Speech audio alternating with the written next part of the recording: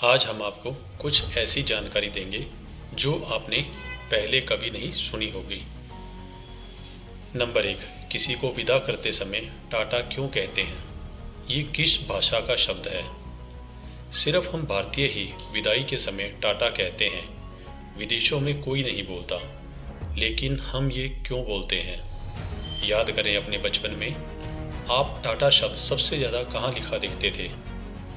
याद आया होगा कि ये शब्द हम सबसे ज़्यादा ट्रकों के पीछे लिखा देखते थे। जाते हुए ट्रक के पीछे टाटा शब्द ही चमकता था। इसे ही किसी को विदा करने के लिए मजाक के तौर पे प्रयोग में लिया गया। बाद में ये एक प्रचलित शब्द हो गया। तो रतन टाटा सर ने न सिर्फ अनेक गुणवत्ता वाली चीज़ें बनाई हैं, बल्कि विदेशी बाय का भी भारतीय संस्करण टाटा भी दिया है। तो रतन टाटा सर के नाम पे थैंक यू बनता है। नंबर 2, मुर्गियों के बारे में रोचक तथ्य क्या है? मुर्गियों में आजकल लोगों को खाने के अलावा कुछ रोचक लगता नहीं है, इसलिए मैं आपको इससे जुड़ी एक रोचक बात बताता हूँ। 1945 में अमेरिका के कोलोराडो के एक किसान लॉयड आल्सेन ने खाने के लिए चिकन बनाने के लिए अपने बाड़े में से एक मुर्गे को चुना। उसने मुर्गे को मारने के लिए उसकी गर्दन पे कुल्हाड़ी मारी और उसे एक बाल्टी में डाल दिया। लेकिन कुछ समय बाद ओल्सेन ने देखा कि वो मुर्गा सिर कटने के बाद भी जिंदा था, वो चल रहा था और खाना खाने की कोशिश भी कर रहा था। ये देखकर उसने उसकी देखभाल करने का फैसला लिया और वह उसे एक ड्रॉपर से दूध और पानी का मिश्रण उसके गले में डाल देता था और कुछ मक्का के दाने पीसकर उसके गले में डाल देता था। धीरे धीरे उसकी चर्चा हर जगह होने लगी। उस मुर्गे की तस्वीर कई अखबारों में छपने लगी। लोग उस बिना सिर वाले मुर्गे को देखना चाहते थे। आल्सेन ने उसके साथ कई जगह कार्यक्रम करने शुरू कर दिए, जिसमें लोगों को उससे देखने के लिए टिकट लगती थी। उसकी लोकप्रियता के कारण आल्सेन ने हर महीने $4500 और अगर आज से तुलना करें तो लगभग $5500 यानी लगभग 45 लाख रुपए कमा रहा था। उस समय उस मुर्गे का मूल्य $10,000 था, जो आज के हिसाब से लगभग $1,21,000 यानी लगभग 1 करोड़ रुपए हो गया था। उस मुर्गे को माइक द हेडलेस चिकन के नाम से जाना जाता था।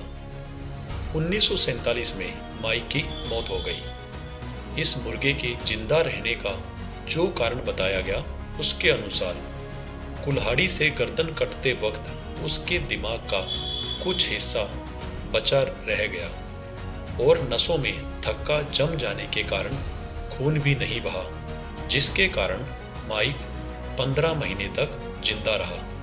है ना आश्चर्य वाली बात? नंबर 3, चींटियों के बारे में अनसुने रहस्य क्या हैं? वैज्ञानिकों ने पता लगाया है कि चींटियां अनाज और बीजों को जमा कर जमीन में रखने से पहले उन्हें 2 टुकड़ों में तोड़ देती है, क्योंकि यदि दाना या बीज 2 टुकड़ों में न टूटे तो वह जमीन के अंदर उगकर पौधा बन जाएगा। उन्होंने हैरानी से कहा कि चींटियां धनिया के बीज को 4 भागों में काटती है, क्योंकि धनिये का एक ही बीज होता है जो 2 भागों में काटने के बाद ही उगता है। तो चींटियों ने इसे 4 भागों में काट दिया। अपने अध्ययन में वैज्ञानिकों ने पाया कि जिंक अणुओं की परत चींटी के दांतों को सख्त एवं धारदार औजार में बदल देती है। उनका कहना है कि समान रूप से व्यवस्थित दांतों में जिंक अणुओं से यह संभव हो पाता है, जिससे किसी चीज को काटते समय जीवों के बल का समान वितरण होता है। लेकिन हैरानगी की बात यह है कि यह सब चींटियों को बताया किसने? नंबर 4, जगन्नाथपुरी मंदिर में पुजारी के चढ़ने की परंपरा क्या है? इस मंदिर में हर दिन एक पुजारी इस मंदिर की दीवार पर चढ़ता है, जिसकी ऊंचाई लगभग 45 मंजिला इमारत है। यह बिना किसी सुरक्षा गियर के किया जाता है और किसी भी पेशेवर पर्वतारोही को आसानी से शर्मसार कर देगा। ऐसा माना जाता है कि अगर इसे एक दिन भी छोड़ दिया जाए तो मंदिर 18 साल के लिए बंद हो जाएगा। यह रस्म करीब 1800 साल पुरानी है। Number 5, B R. चोपड़ा की महाभारत के बारे में कुछ प्रचलित तथ्य क्या हैं? Number 1, B R. चोपड़ा पहले महाभारत पर फिल्म बनाना चाहते थे, लेकिन उन्हें समझ नहीं आ रहा था कि वो सिर्फ 3 घंटे में पूरी महाभारत की कहानी को कैसे दिखाएं। इसलिए उन्होंने फिर इसे धारावाहिक के रूप में बनाने का फैसला लिया। नंबर 2, शकुनी की भूमिका निभाने वाले गूफी पेंटल महाभारत धारावाहिक के कास्टिंग डायरेक्टर थे। उन्होंने ही सभी किरदारों के लिए अभिनेता अभिनेत्रियों का चयन कर लिया था, लेकिन उन्हें शकुनी की भूमिका के लिए कोई सही व्यक्ति नहीं मिल सका। इसलिए उन्होंने खुद इस किरदार को निभाने का फैसला लिया। बाकी तो फिर सब इतिहास है। नंबर 3, एक बार एक आदमी गजेंद्र चौहान, जिन्होंने महाभारत में युधिष्ठिर की भूमिका निभाई थी, उनके घर आया और उनसे अपने पिता के सिर पर हाथ रखने की विनती करने लगा। दरअसल उनके पिता गंभीर रूप से बीमार थे और उस व्यक्ति का मानना था कि युधिष्ठिर के हाथ रखने से वह ठीक हो जाएंगे। गजेंद्र चौहान ने उन्हें समझाया कि वह युधिष्ठिर नहीं है और उन्होंने सिर्फ युधिष्ठिर की भूमिका निभाई है, लेकिन वह नहीं माना। नंबर 4, महाभारत के युद्ध की शूटिंग के लिए बी.आर. चोपड़ा बिना बिजली के खंभों वाला मैदान चाहते थे, लेकिन उन्हें यह मुंबई में नहीं मिला।